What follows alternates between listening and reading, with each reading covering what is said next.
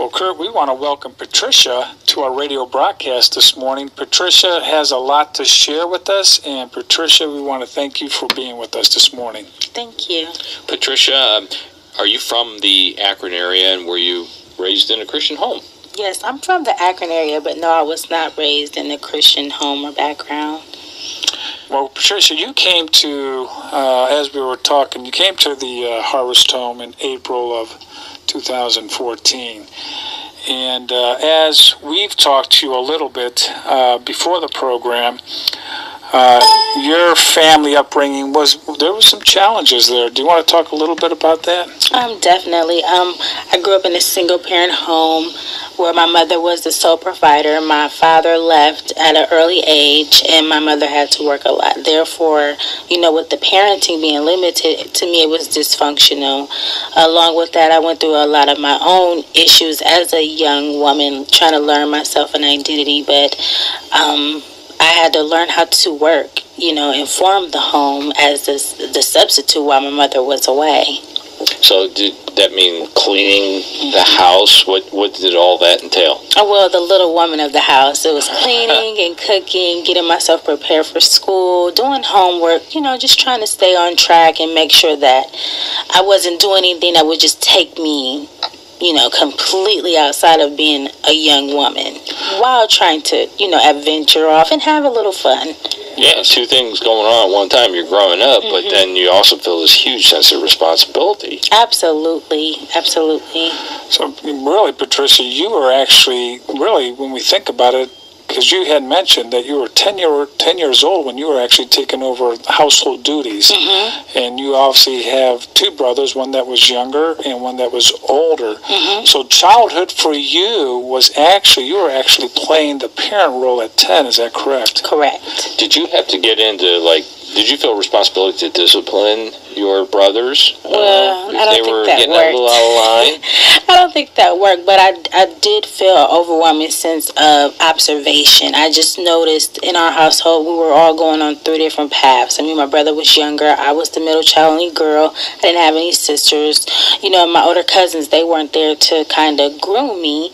And then my older brother, he had his own personal behavioral problems and issues as a young man. Our father was absent, so I absolutely felt pressure, just to try and fill in, wash clothes, do dishes. I'm 10, I can't really cook, but microwavable things were phenomenal at that time, so it was just pressure to make sure that things were in order. And I mean, even as a woman, any woman feels the pressure to nurture, to give of herself, to do so. Well, Patricia, just amazed because, when you talk about dysfunctional, there were really 3 areas of heavy abuse in your personal life.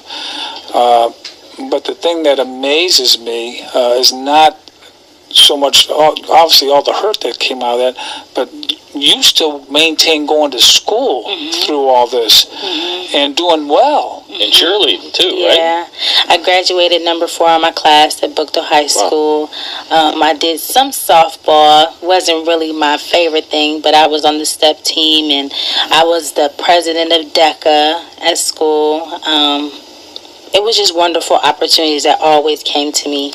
And then I just kind of kept myself busy, not to have to deal with the home issues. I also did hair at the home. I had a lot of friends that would come over. We would talk, because I wanted a sister, so it was like girl time. So I just tried to, I can actually say God put positive things in the midst of the chaos to make sure that I kind of stay a little bit level.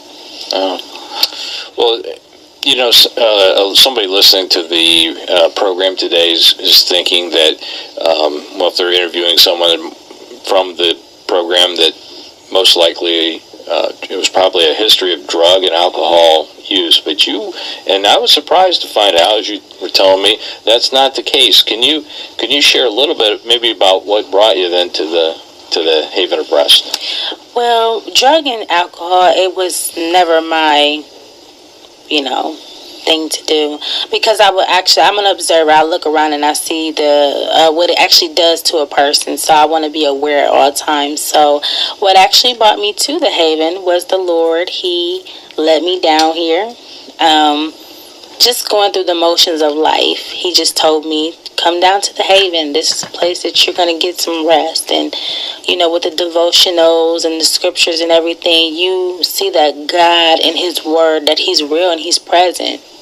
And it doesn't have to just be in a church on a Sunday building. You can have church. You should have church all the way around every day. So.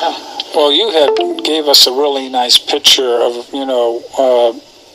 of what was going on with you. You said outwardly, everything looked okay. But you talked to Kurt and myself a little bit about what was going on inwardly with your emotions because of your past and what you were brought up with. That was in very much a disarray, is that correct? Yes.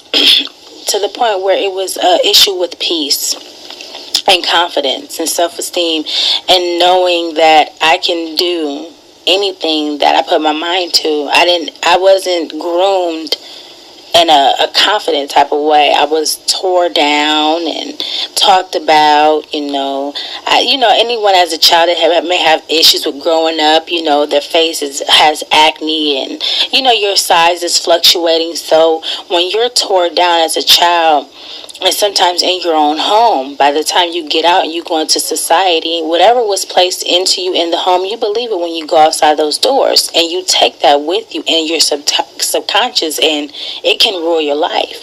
So I had no peace. I didn't think I can do anything. I got an opportunity to go to Ohio State, and I didn't know that it was a full ride, and I didn't go because of my own insecurities. I didn't think I could be away by myself. So it was attachment issues, peace issues, joy. It was like depression, because when you don't know who you are, you don't have power. So you're powerless. So I just grew up just thinking, oh, I can't do it. I'm not going to become anything. It sounds like that God has given you ability as a writer, and you were using very descriptive, language or illustration, which I sketched right here. Which is, can you share just briefly about the cup and the leak? Sure. Years ago, the Lord sat me down and gave me a vision of Him being the potter and us being the clay. Me, myself being the clay, I can see inside this cup that it was some breakage and that everything that was being poured in was leaking out. And He was showing me that's me. My body is a temple. The temple is the cup. He wants us to clean the inside of the cup. But if the cup is already broken, anything that you put into it is going to leak out. So if it was wisdom, knowledge, joy, peace, fruit of the spirits, kindness, gentleness, I was very limited to those because they were leaking out of me.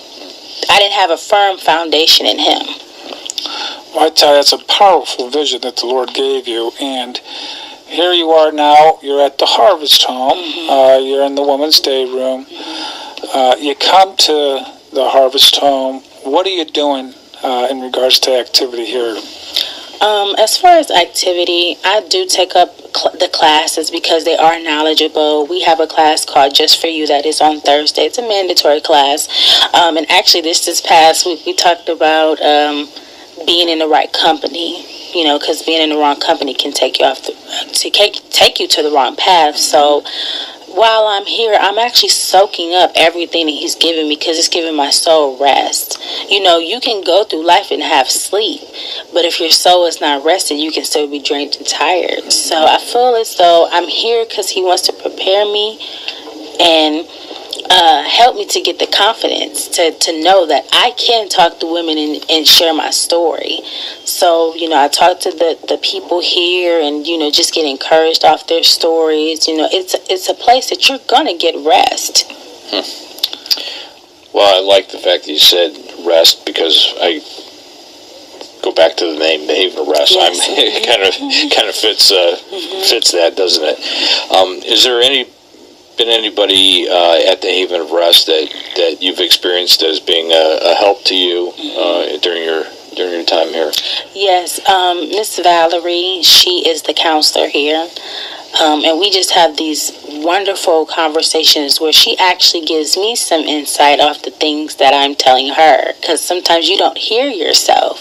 So she reverberates back to me what I'm saying and puts it in a better context. And then Miss Thelma, she's a day room supervisor. She actually just came and ministered a message last week and was telling us, like, the best is yet to come. So I feel like with those examples of a virtuous woman, they're both married, so you look up to them, and they seem to have things in order. They're just a structure of, just to me, of a tree being planted, unmovable. So they help me with that, to be stable as well. Well, Patricia, I think as you've connected with Miss Valerie, and there's some other programs that we were talking about that you're involved in too. I think of Kurt, and you even mentioned this, Lydia's Purse. Why don't you tell us a little bit about that?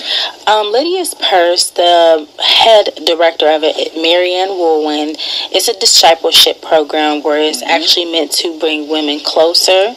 It's meant to bring you actually closer to God, but we have a relationship with Him, so He wants us to have other relationships, and in that you will find strength. But along with that, you get a chance to work with your creative ability. So we learn how to sew, and we do purses, and each piece has a meaning to it. Yes. It's 5 different pieces that you sew that make up one bag. The back of the bag being God. He is the biggest piece. But then, the 4 different ones mean, okay, this one is giving us fabric. This one is helping us. This one is talking to us. So it's just a combination of bringing it all together, stitching it all together. So it's very enlightening to go and see smiling faces. We're excited. We want to sew, but we also want to be encouraged. Tell me about the levels of the participation. I think you said there was 3 yes. or 4? It's 4 levels. Okay. Level 1 is the first bag that you would do. You would actually sew the bag, and it's for yourself. And that takes about a month because you're learning. Level 2, you sew the bag, but you give it away to someone. So it's like you're giving the discipleship. You learn to be a disciple, then you go out and give the discipleship. Level 3 is you would sew 10 bags, and you would get a book, a Bible, a journal. They want you to listen to tapes. I believe 4 hours of information about God to sow into your spirit. And then you would make the 10 purses, and then they could actually go up to a store and people look at them, but you would get a sewing machine. And level 4, I believe that's just the completion of it. You could actually go out and make the purses, but sell them for compensation. So the whole time, through those 4 months approximately, your relationship is getting closer to God, getting stronger. Well, Patricia, as, believe it or not, Kurt, we're getting close to the end here. We've talked a little bit, and you've shared with us some of your future plans of what you would like to do. Why don't you share that a little bit with our listening audience? Well, I am an author. I have a book on Amazon. It is titled Succumb. It deals with women's identity, but for them to fulfill their purpose, stemming from a line of abuse. It teaches them healing and application to pursue purpose. So my vision is to travel around the world and speak about the book and enlighten and empower women to pursue purpose, that they can overcome and be healed. So that is my vision. Well, is there any way that our listening audience could pray for you, maybe list some areas that you would like them to remember on a regular basis? Yes, just that I will always see the need of the woman to stay encouraged, and strengthened to move forward in the purpose that He has designed for me to do. Not to be weary in well-doing, but find the strength in giving others strength. And to continue just to branch out and, spread the good news that God is able. He's a healer. He's a deliverer. And just for me to keep that in my core so I can share it with others. Well, Patricia, just hearing you for this short time that we've had, Kurt, and listening to the excitement and the joy that you have with what you came out of, that's just the work of the Lord in every aspect. And we're just so blessed that you were able to come in and share some of what has gone on in your life, what God has done, and what God will continue to do. Well, I can't help but think that that's going to really resonate with some folks that are listening here today. And thank you for taking some time to come in, share your story and all the activities. And again, thank you for being here today. It was a pleasure to be here. Thank you very much. Thank you, Patricia.